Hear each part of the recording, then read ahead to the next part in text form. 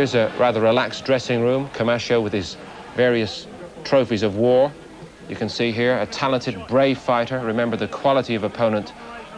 Hogan, Chavez and Trinidad, the only 3 men to have beaten him.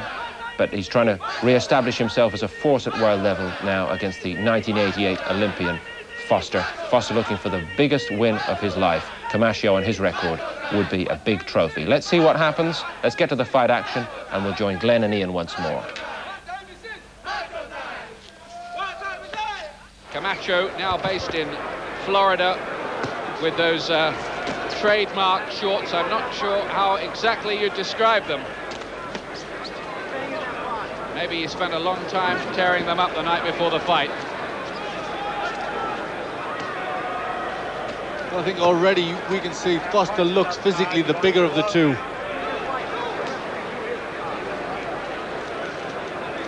Camacho, southpaw stance, of course.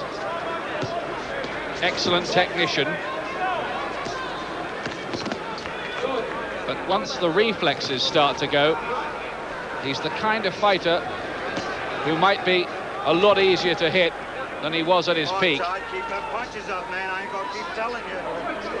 And already the referee having words with Foster about keeping the punches up. So he feels that Foster has just strayed low. Foster from Great Falls, Montana. Foster has had wins over that excellent amateur, Kelsey Banks. That was when they met as professionals. Foster winning on points. He stopped Jeff Mayweather, that's not Roger Mayweather, Jeff Mayweather in 8 rounds. Been a professional for 6 years now, Foster, without uprooting too many trees. Camacho with some great names on his roll call. Men he's beaten include Rafael Limon, Jose Luis Ramirez, Edwin Rosario, Cornelius Bozer Edwards, Ray Mancini. He's been in with the best and acquitted himself very well, but he is, you think, on the downslide. Yes, I would certainly think that. I think Foster's tactics in this fight's got to be to try and get in, try and keep the pressure on top of Camacho, and not let him get them fast jabs and fast combinations off. He's always had very good foot speed and very good hand speed, Camacho. Very, very big opportunity this for Foster to claim a name scalp and maybe gate crash the upper echelons of the world rankings.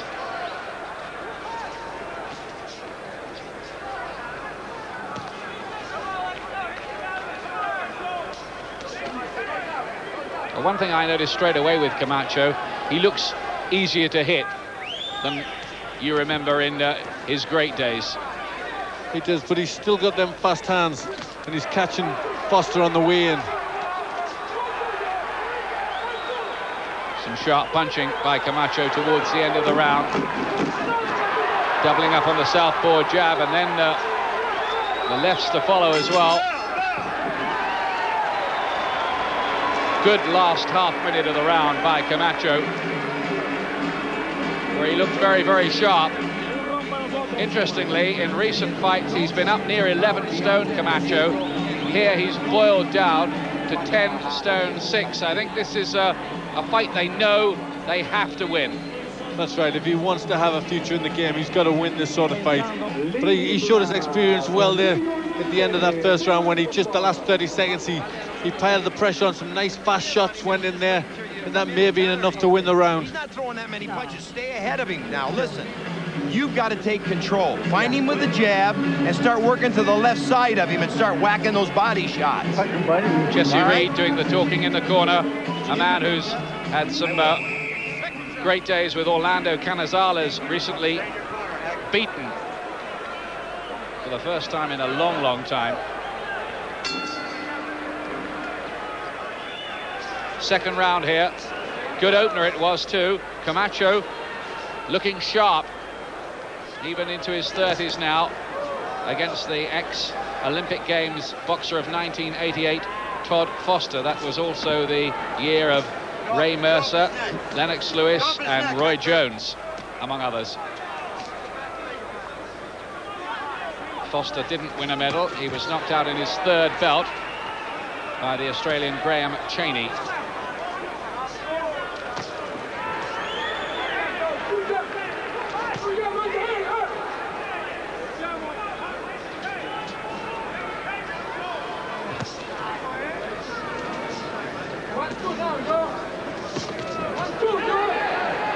Again, excellent hand speed on the counter from Camacho.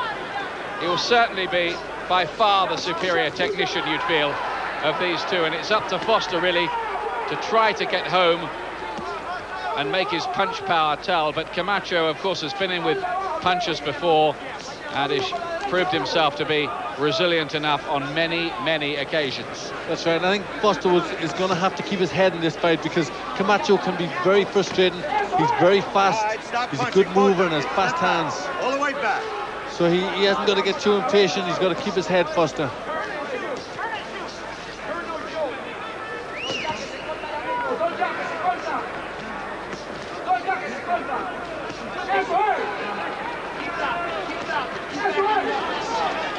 Fighting at welterweight tonight, and Camacho made a bid to become a world champion for the 4th time at this weight when he fought Felix Trinidad a year ago, but he was well beaten on that occasion. Camacho was unbeaten for the first 11 years of his professional career before losing to Greg Haugen on a very controversial occasion when his arrogance told against him. He refused to touch gloves for the final round, got deducted a point, and that cost him the fight.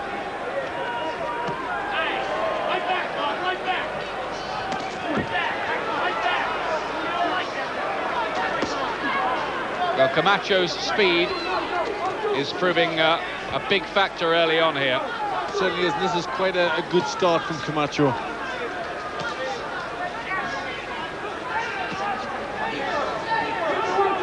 I think Foster's camp could probably expect Camacho to have a good start. I think they'll want their man just to keep the pressure on. Yes, he needs to try and stay close, try to wear Camacho down. Hector, stay over his neck. Stay over his neck.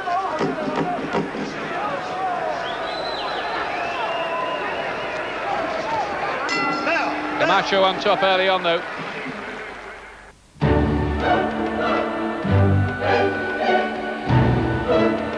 All right, who's got the mouthpiece? Foster lost his unbeaten record here in Atlantic City against Jimmy Paul after winning his first 22.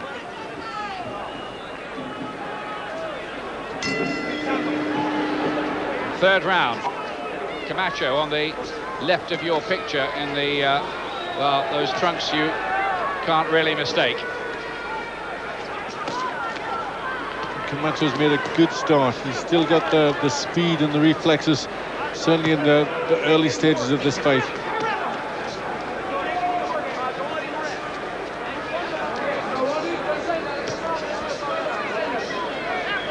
You can hear Jesse Reed in Foster's corner shouting, "Don't let him rest." They want him to keep the pressure on Camacho. Camacho claims that he's quietened down a bit as a character. He's a family man now. He says, well, every kid wants to have a Ferrari and run around and go to discos like a star, but I started squandering a little too much and the street life caught up with me. I wonder now whether he has just gone back to the drawing board a little bit and now has rediscovered some fresh motivation at the age of 32. He maybe feels that he has something to prove again. He may, but if he's talking about maybe he's squandered a bit, maybe he's, you know, maybe the signals are there that he needs to make a little bit of money as well.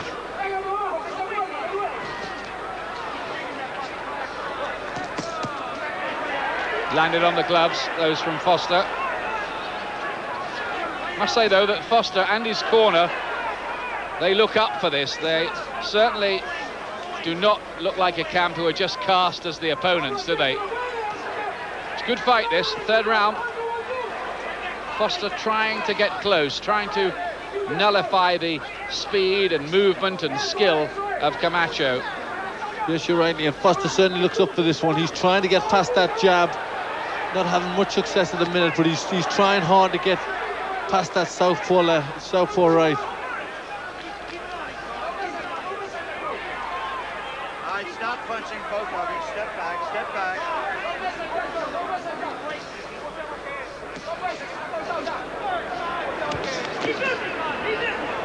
Foster just lunging in a bit too much there. He's got to try and get his own jab working.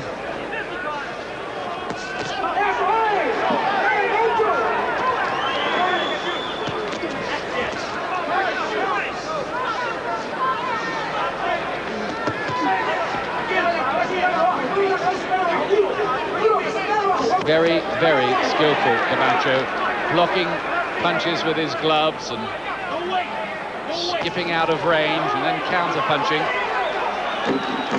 Foster just hoping to keep on pressuring him, keep on discouraging him. So far, though, the ex-world champion looks the boss in there.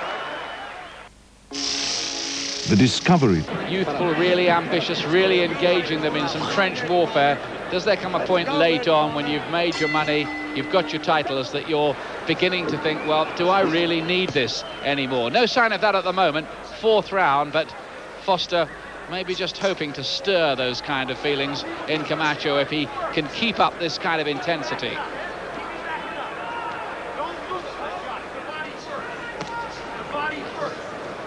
I must say, so far, though, Camacho himself looks on his game.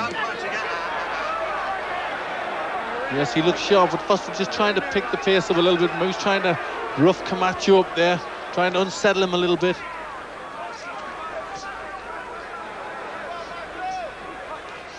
Camacho will be happy all the time he can keep it at range, just flick out that fast jab and then get away again, frustrate Foster.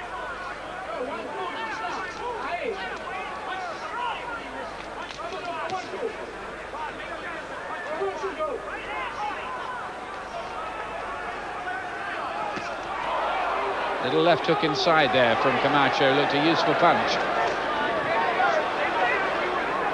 Yes, that was a good scoring shot. Rocked Foster's head.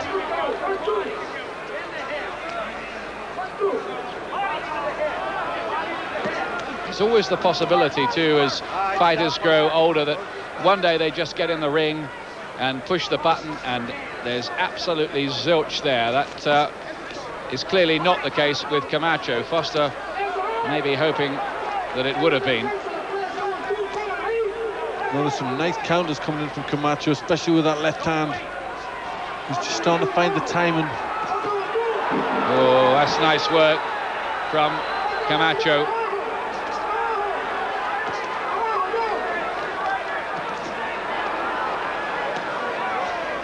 His World Championship days may be over for the time being, Camacho, but he still looks a class act. So we can see there how game Foster is. He got caught with a good shot off Camacho and he came straight back with a nice right hand of his own and keep trying to put the pressure on. He obviously realizes this could be a very big win if he can get it. Well, it'd be absolutely massive for him, but it's a big if at the moment.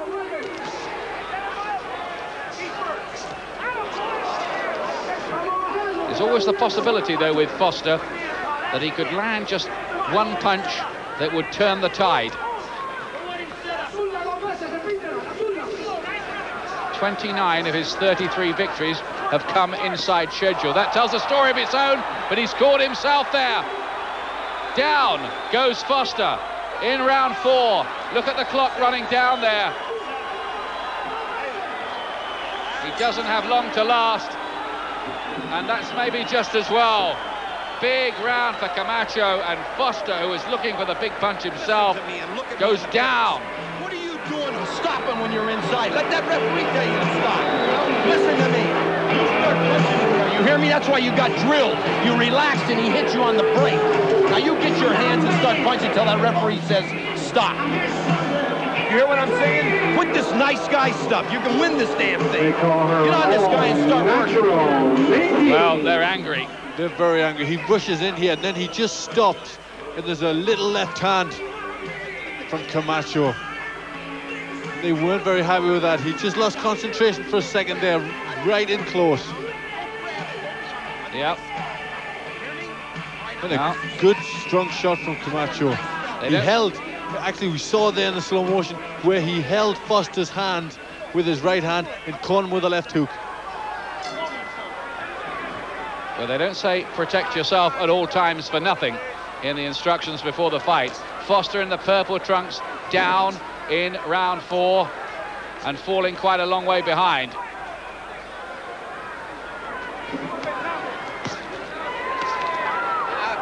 Well, at the moment here, Hector Camacho maybe just giving a little answer to those who've been saying he's all washed up. Yes, and I think that certainly knocked Foster's confidence in a little bit. He's taken a few shots at the beginning of this round. Good left hand there from Camacho. At the moment, Todd Foster is being comprehensively outboxed.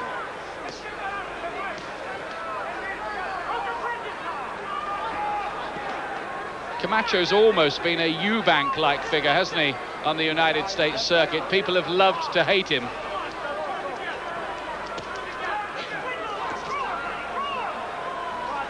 That's right, he's always been that charismatic showman that sometimes people have liked, but on the whole, they've just, as you say, liked to hit him. But a good left hand there. Yeah, he's rocked him again. He's got him again. Foster's in some trouble here. He's beginning to fall apart. Camacho senses that maybe he can finish this inside schedule. Foster looking bewildered. The punches being rammed home now by Camacho. Frank Cappuccino, I thought for a moment he was going to step in and end it. Another left hook. And still, look at that. 1 minute and 20 seconds left in the round for Camacho to get the job done. Oh, left hook. This might be it. Another right hand. There's not even going to be a count. He's not going to bother with the count. It's over. And that, it's got to be said, was impressive stuff from Hector Camacho. He's back. He certainly has a very good finish there from Camacho.